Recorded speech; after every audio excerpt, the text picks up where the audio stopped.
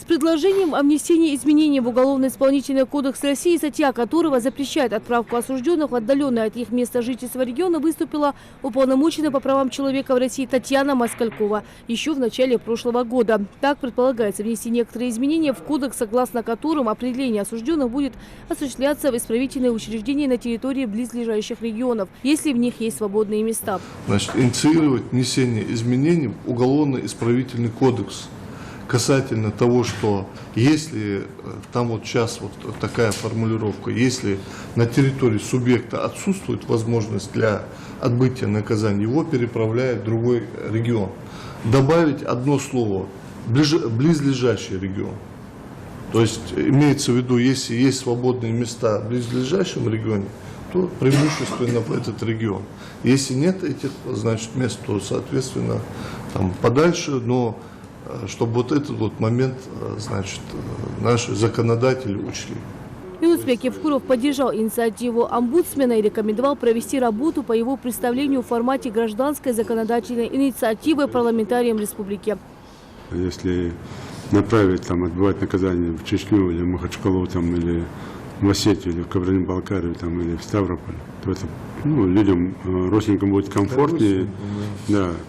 И в этом ничего такого плохого нет. Давайте тогда проработайте, пускай законодательная инициатива выйдет. Жамбулат Аздоев на совещании также отметил, что основной объем заявлений, полученных в 2018 году от лиц, находящихся под стражей в других регионах России или от их родственников, касается оказания содействия при переводе в учреждения, которые расположены на территории СКФО. Еще один момент, который я хотел бы отметить, с вашего позволения, это то, что вот, одно из, значит, таких вот обращений, категорий обращений, которые поступают, это имеется в виду из-за пределов Республики Ингушетия, это то, что жалобы идут на затруднение в отправлении религиозных обрядов, постов, отсутствие халяльной пищи.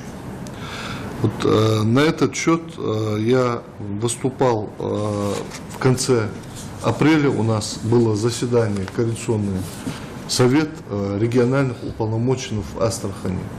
И, значит, одно из моих предложений было посвятить отдельный горсовет именно вот этим вопросам. Но не именно чисто халяльной пищи, потому что у нас разные конфессии в стране.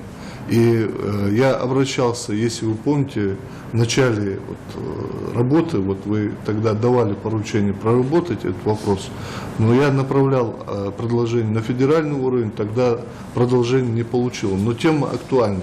Значит, я направлял запросы в муфтият, направлял запросы в центральную, значит, православную церковь и главный, значит, раввинат России.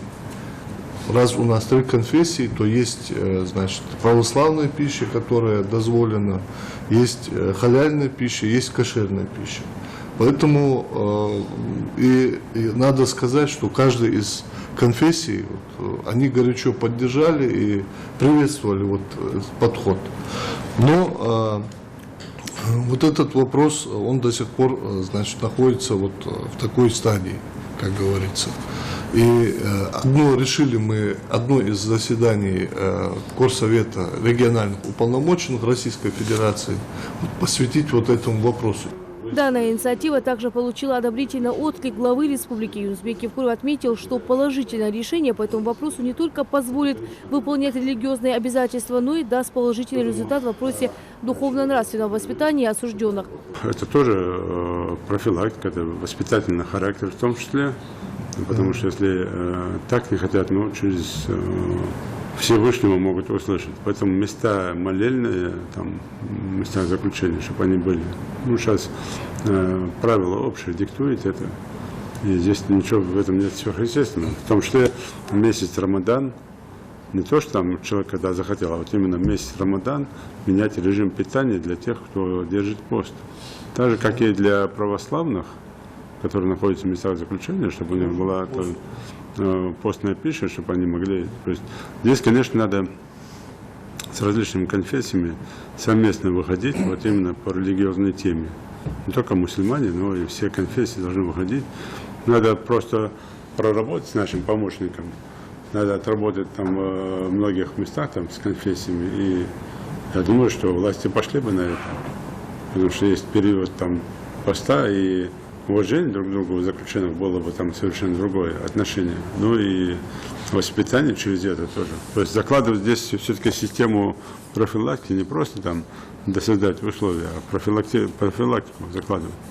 Участники совета также сошлись во мнении, что решение проблем, возникающих на основе этнической и религиозной почвы, главным всегда должно быть слаженное взаимодействие органов власти, гражданского общества, религиозных общин и конфессий. Рина Сычоева, Новости 24.